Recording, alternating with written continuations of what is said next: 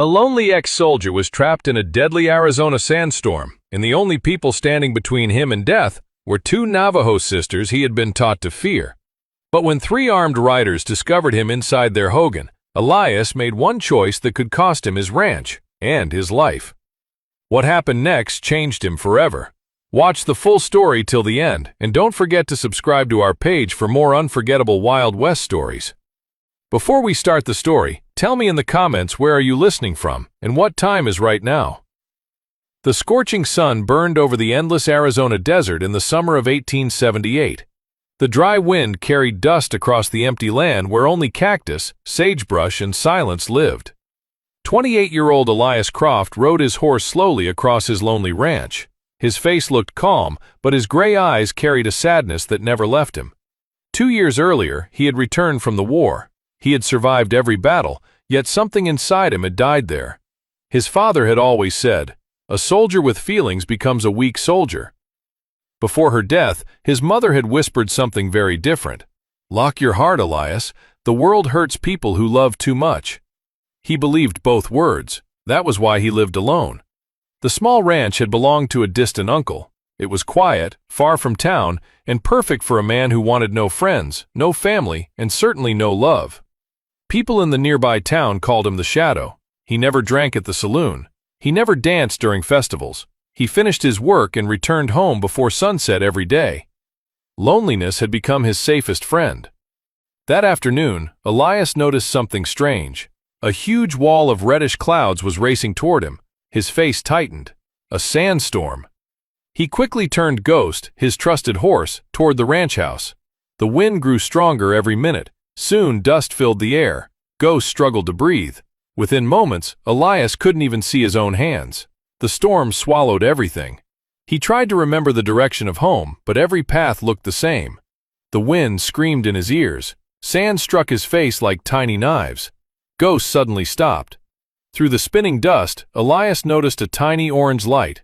Fire. Fire meant people. People meant hope. Holding Ghost's reins tightly, he stumbled toward the light. Hidden beside a large rock stood a small, round hogan. He hesitated. His army commander had once warned him, "Never trust the Navajo." But the storm didn't care about old hatred. It only cared about survival. Elias knocked weakly. "Please, I'm caught in the storm." The leather door slowly opened. A beautiful young woman with long black braided hair stood before him. Her dark eyes watched him carefully. Another woman, slightly older, appeared behind her with one hand resting near a knife. Neither woman smiled. Both knew exactly what stood at their door. A white man. A former soldier. Someone who belonged to the people who had destroyed many native families. Elias lowered his eyes. "I mean no harm." The younger woman exchanged a silent look with her sister. Finally she nodded. "Bring your horse." Relief washed across Elias's face. He almost collapsed. Inside the hogan, warm firelight chased away the cold. Smoke rose gently through the roof while blankets surrounded the fire. The room smelled of cedar, herbs, and fresh tea. Elias sat quietly, unsure what to say. The older sister untied his wet coat and hung it near the fire without speaking. The younger woman placed a clay cup into his shaking hands. "Drink." The bitter herbal tea warmed his frozen body. Feeling slowly returned to his fingers. "My name is Elias Croft," he said softly. The younger woman smiled a little. "I am Leah." She pointed toward her sister. "This is Ayanna." For several minutes, only the sound of the fire filled the room. Finally, Elias asked the question that had been troubling him. "Why did you help me?" Leah looked directly into his eyes. "The storm does not care if someone is white or Navajo." Ayanna quietly added, "Cold kills everyone." Those simple words struck Elias harder than any bullet. Everything he had been taught suddenly felt smaller. As the storm continued outside, the silence between them slowly disappeared. For the first time in years, Elias began talking. He spoke about the war, about the nightmares that still woke him every night, about living alone because he believed nobody could understand him. Leah listened carefully. Ayanna quietly added more wood to the fire. Neither interrupted him, neither judged him. When he finished, Leah asked gently, "You have a wife?" Elias immediately looked away. "No." "Someone waiting for you?" "No." Ayana studied his embarrassed face. You never loved anyone? Elias laughed nervously. I never even tried. The sisters looked at each other before smiling softly. There is no shame in that, Leah said. You simply closed your heart. Elias lowered his eyes. Maybe. After a long silence, Leah spoke again. My father died during an army attack. Ayana's expression became serious. Our mother became sick after that. She never recovered. Our brothers were taken away. Now we only have each other. Guilt filled Elias's chest. He had once worn the same uniform. He suddenly wondered how many families had suffered because of soldiers like him. I'm sorry, he whispered. Ayana looked into the fire. You did not do those things. But now you choose what kind of man you become. Those words stayed inside Elias's heart. For the first time in years, someone believed he could become a better man. That night, while the storm roared outside, Elias fell asleep beside the fire. It was the first peaceful sleep he had enjoyed since returning from the war. The next morning, sunlight replaced the darkness. The storm had disappeared, leaving the desert quiet once again. Leah handed Elias a warm bowl of stew. You should eat before you leave. As they ate together, Elias looked around the small hogan. Everything was simple, yet it felt warmer than his own house. Outside, Leah showed him the small spring where they collected water. Ayana pointed out healing plants growing between the rocks. Our mother taught us these, she said proudly. Elias listened with real interest. Suddenly, 3 riders appeared in the distance. Ayana instantly grabbed her knife. Leah stepped in front of her sister. Elias recognized the first rider. My uncle. The horses stopped a few yards away. Edward, Elias's uncle, looked relieved. We thought the storm buried you. It almost did, Elias answered. Then his cousin noticed the 2 sisters. Navajo women, he muttered with disgust. They shouldn't be here.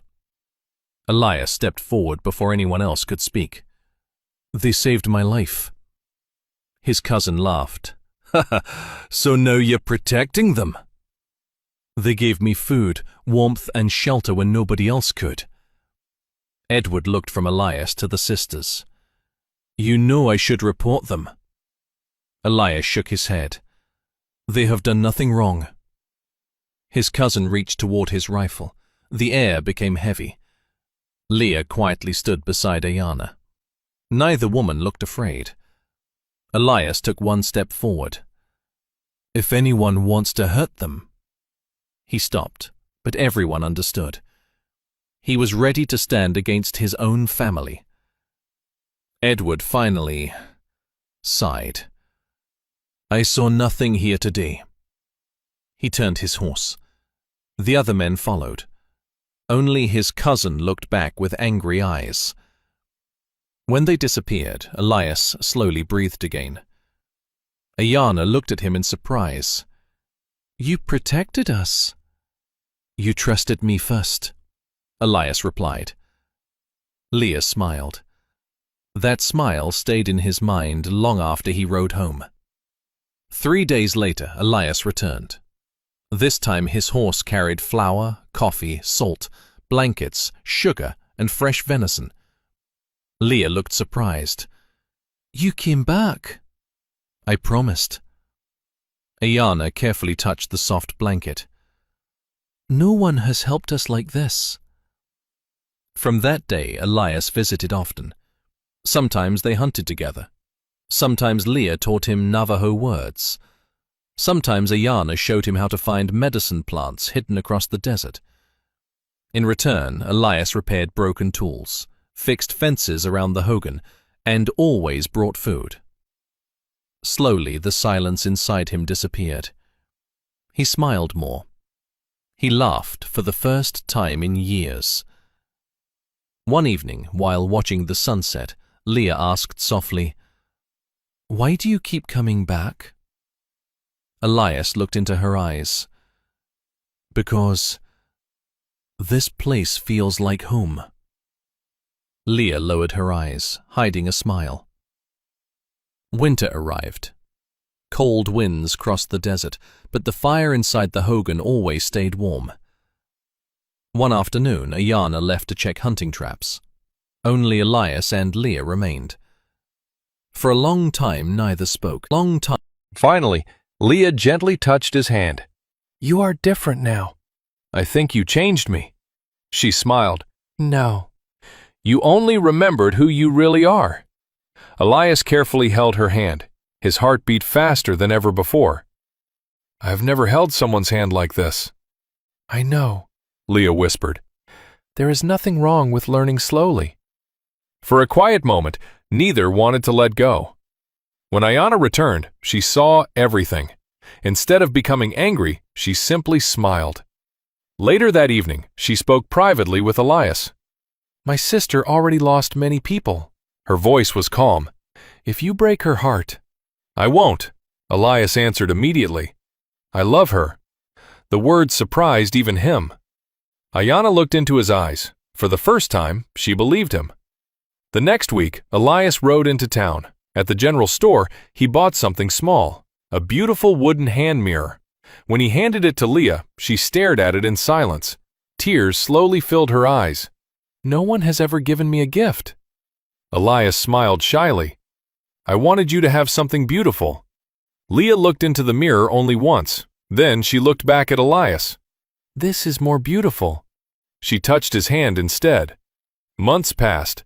Elias repaired the hogan, hunted for the sisters, and spent nearly every free day with them.